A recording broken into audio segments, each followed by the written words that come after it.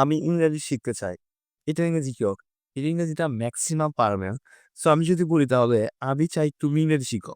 এটা ইংরেজি কি হবে বলুন তো? একটু প্রিটি হার্ড। আমি খা আমি খেতে চাই। I want to eat but আমি চাই তুমি খাও।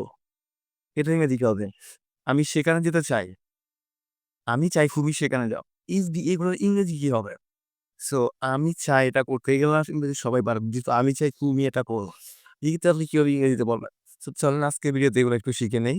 সো আমি চাই সেক্ষেত্রে আপনি ব্যবহার করতে পারেন I plus want to plus verb ঠিক আছে?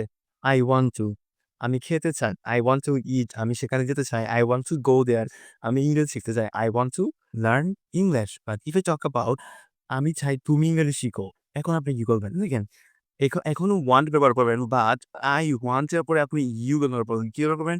You তারপরে to তারপর verb 1 যেমন আমি চাই তুমি ইংরেজি শিখো। I want you to learn English আমি চাই তুমি খাও। I want you to eat আমি চাই তুমি সেখানে যাও।